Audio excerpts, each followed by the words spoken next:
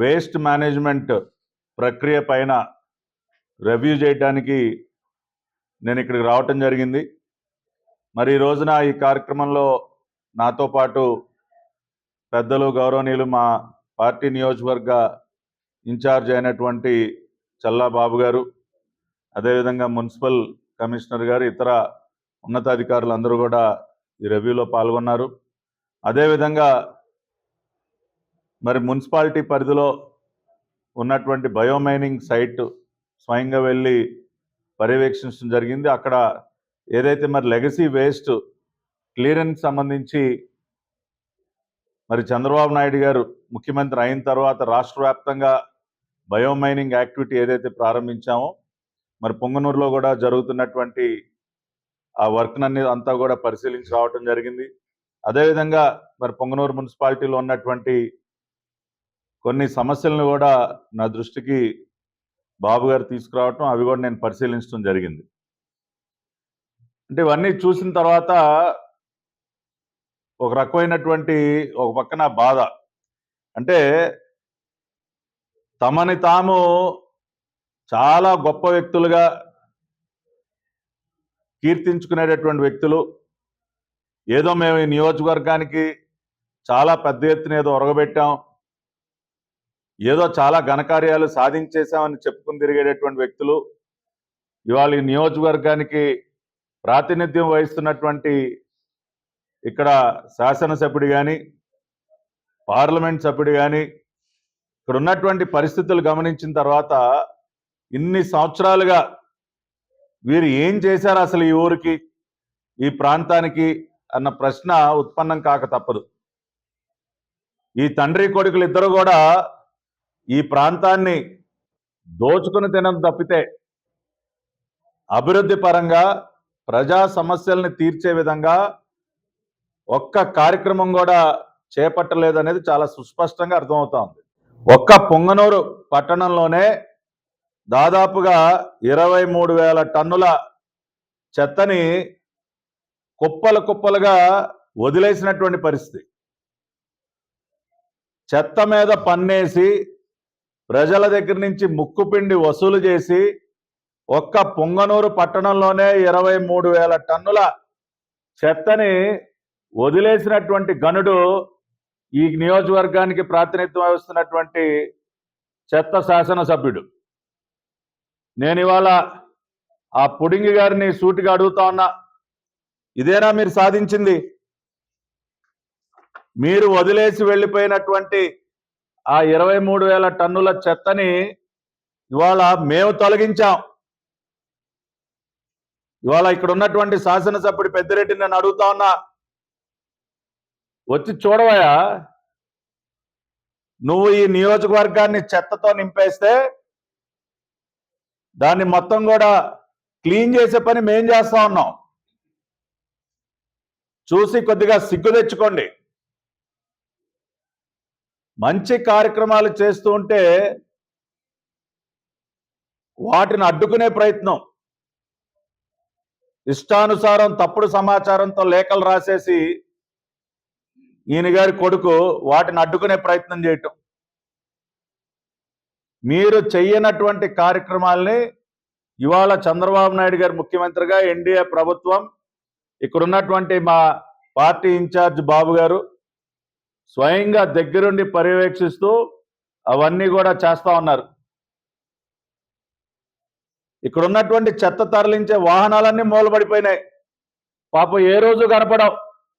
వాళ్ళు మాత్రం land క్రూజర్లు, Benz కార్లు, వాళ్ళ విలాసాలకు మాత్రం కోట్ల రూపాయలు విలువ చేసేటటువంటి ల్యాండ్ క్రూజర్ కార్లు కావాలి. ఏవై పెద్దిరెడ్డి రా, నువ్వు ఎప్పుడన్నా వచ్చావా? అసలు పొంగనూరు మున్సిపాలిటీ కార్యాలయానికి వచ్చావా? ఇక్కడ మూల పడిపోయినటువంటి వాహనాలని చూసావా? ఎంతసేపు నీ బెంజులు ల్యాండ్ క్రూజర్లో తిరగటం కాదయ్యా, కొద్దిగా పట్టించుకోవాలి కదా.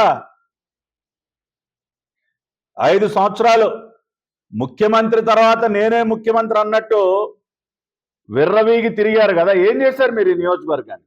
ప్రతి ఒక్క సమస్యని అర్థం చేసుకుని ఈ నియోజకవర్గానికి ఏం కావాలి, ఏం చేస్తే ఇంక ఇక్కడ ఉన్నటువంటి ప్రజల యొక్క జీవన స్థితిగతుల్లో మార్పు వస్తుందన్నది ఆలోచించి ఇవాళ చంద్రబాబు నాయుడు గారు ముఖ్యమంత్రిగా ఎన్డీఏ కూటమి ఈ రోజున రాష్ట్రంలో పనిచేస్తూ ఉంది.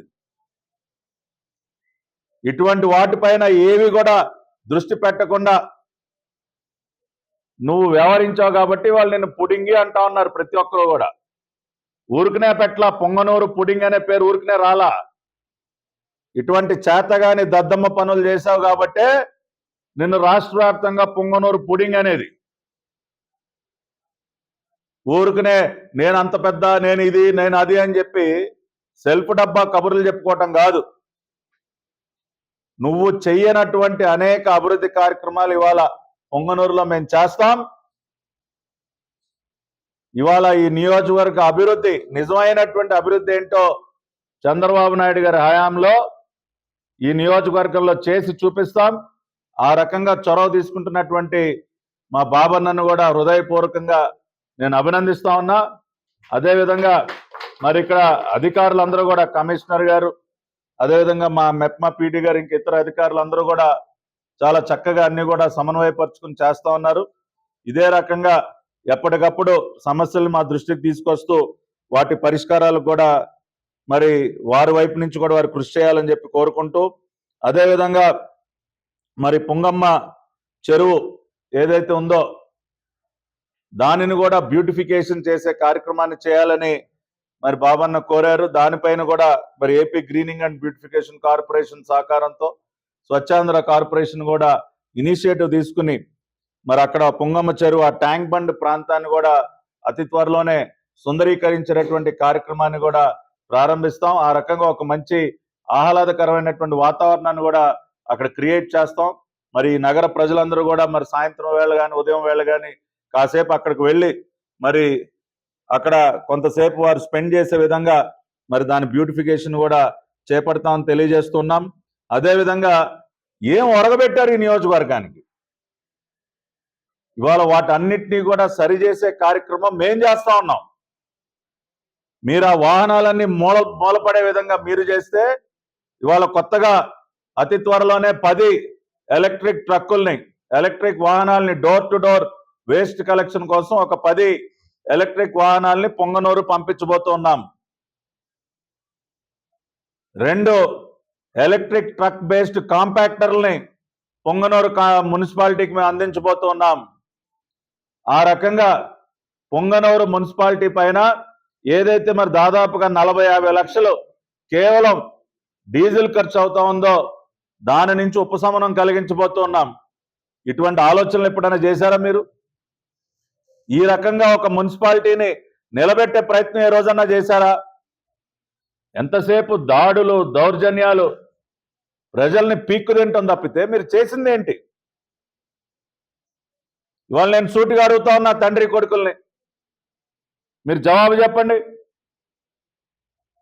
అంతేకాకుండా నేను ఊర్లో నుంచి వస్తా ఉంటే బాబన్న ఒక చోట కారు ఆపి, అన్న ఒక్కసారి డ్రైన్ చూడండి అన్న అని చూపించారు.